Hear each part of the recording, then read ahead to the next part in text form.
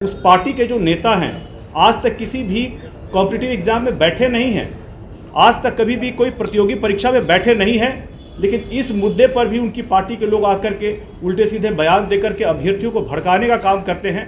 ये बहुत गलत है। नॉर्मलाइजेशन पे हमारी पार्टी का ये मानना है कि कोई भी नॉर्मलाइजेशन की जो प्रक्रिया हो और उसका जो फॉर्मूला हो, क्योंकि आईआईटी में भी जो होता है वो एक प्रक्रिया के तहत होता है, एक फार्मूला के तहत होता है, स्टैटिस्टिकल फार्मूला है।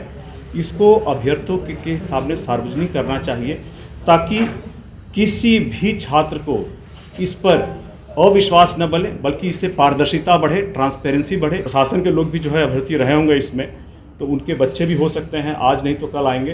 तो इन बच्चों का जो भी शांतिपूर्ण प्रदर्शन होता है, विरोध होता है, उसको लेकर के उसका सम्मान किया जाना चाहिए। उनकी जो चिंताएं हैं, आकांक्षाएं हैं, उस बारे में बातचीत होनी चाहिए और अभ्यर्थी की मांगों को सुन करके उसका समाधान करने की प्रयास करनी चाहिए। नमस्कार, स्वागत आपका लाइव बिहार में। मैं आपके साथ है संदीप सिंह। कि 17वीं बीपीएससी नॉर्मलाइजेशन के मुद्दे को लेकर के कल छात्र प्रदर्शन कर रहे थे, जिस दौरान उस पर लाठीचार्ज हुई है। और इसको लेकर के देखिए, अब लोक जनशक्ति पार्टी रामविलास जो है वो छात्रों के साथ खड़े हो गए हैं। और इस मुद्दे को लेकर के जमुई से सांसद हैं अरुण भारती, उन्होंने छात्रों का समर्थन किया है और उन्होंने कहा है कि सरकार को छात्रों से बात करनी चाहिए, आयोग को शांतिपूर्ण तरीके से छात्र जो कह रहे हैं उसे सुननी चाहिए। और इस मुद्दे को लेकर के हो सकता है चिराग पासवान की पार्टी के जो एक प्रतिनिधिमंडल है वो आयोग जाएंगे और जो बीपीएससी के अध्यक्ष हैं उनसे मुलाकात करेंगे। और इसी मुद्दे को लेकर के अरुण भारती ने प्रेस को संबोधित किया और साथ ही साथ तेजस्वी यादव जो बार बार बीपीएससी के मुद्दे को लेकर के सरकार पर हमलावर है, उस पर भी इन्होंने जवाब दिया है। तेजस्वी यादव पर भी उन्होंने हमला किया और कहा है कि देखिए, जो एक दिन भी किसी कॉम्पिटिटिव एग्जाम में बैठे नहीं हैं वो बीपीएससी की बात कर रहे हैं। क्या कुछ कह रहे हैं अरुण भारती मीडिया को संबोधित करते हुए, आइए आपको सुनाते हैं। जो कल इंसिडेंट हुआ, जो नॉर्मलाइजेशन पे जो बीपीएससी के जो अभ्यर्थी हैं उनके ऊपर लाठियाँ चली, हम लोग चाहेंगे कि प्रशासन और सरकार इसको लेकर के थोड़ा सा, चूँकि छात्र हैं, उनके भी घर में बच्चे हैं, उनके भी बच्चे हैं जो अभ्यर्थी होंगे, तो इस बारे में थोड़ी सी उनसे बातचीत करने की, उनकी बातों को सुनने की चेष्टा ज़्यादा की जाए। सबसे पहले हम लोग बात कर लेते हैं कि जो पूरा मुद्दा है ये नॉर्मलाइजेशन का, इसके दो पहलू हैं। एक है मुद्दा और दूसरा है घटना। तो जो नॉर्मलाइजेशन का मुद्दा है वो मुद्दा यह है कि किस तरह से अलग अलग परीक्षाएं, क्योंकि अभ्यर्थी बहुत ज़्यादा हो जाते हैं, तो किस तरह से इस तरह की कॉम्पिटिटिव एग्ज़ाम, चूँकि मैंने खुद कॉम्पिटिटिव एग्ज़ाम लिया हुआ है, उसको लेकर के हम आज अलग अलग, चाहे एमबीए की पढ़ाई हो, चाहे एसआरसीसी में एडमिशन की बात हो, चाहे डीयू में पढ़ाई की बात हो, तो और जब मैंने एमबीए के बाद जो नौकरी भी की तो वहाँ भी कॉम्पिटिटिव एग्ज़ाम्स के थ्रू ही होता था। तो हम लोग भली भांति इस चीज़ से परिचित हैं कि जो भी कॉम्पिटिटिव एग्ज़ाम्स होते हैं वो बड़े टफ होते हैं, कठिन होते हैं। जितने भी हमारे प्रशासनिक अधिकारी हैं वो भी इस प्रक्रिया के तहत, जो सिविल सर्विसेज की परीक्षा होती है उसकी प्रक्रिया के तहत ही चयन होकर के आते हैं। सीटें बहुत कम हैं लेकिन परीक्षार्थी बहुत ज़्यादा होते हैं। ऐसे में कभी कभी प्रशासन के लिए बहुत मुश्किल हो जाता है कि सारी परीक्षाओं को एक दिन में करा पाना।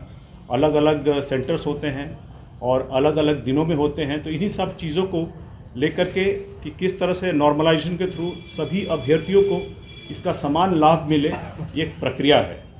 इसके 3 प्रमुख बिंदु हैं। सबसे पहली है इसमें हमारी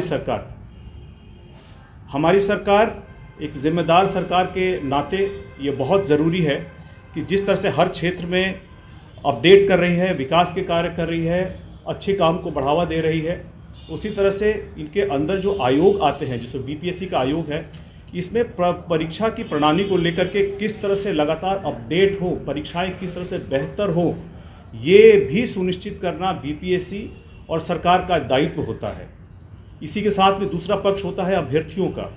जो हमारे अभ्यर्थी हैं, नई परीक्षा की प्रणाली आने के कारण उनकी तैयारी में, उनकी उम्मीदों को लेकर के, उनकी आकांक्षाओं को लेकर के कुछ चिंताएं होती हैं जिसको कि एड्रेस करने की बहुत ज़रूरत है।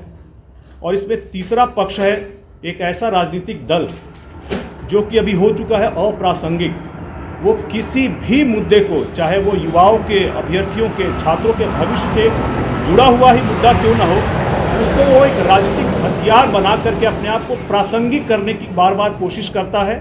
बार बार कोशिश करता है कि हर वो मुद्दा जो राजनीति का मुद्दा नहीं है, कैसे उसको राजनीति का एक मुद्दा बनाकर, टूल बनाकर, हथियार बनाकर उसका राजनीतिक लाभ लिया जाए। उनका मकसद सिर्फ यही होता है।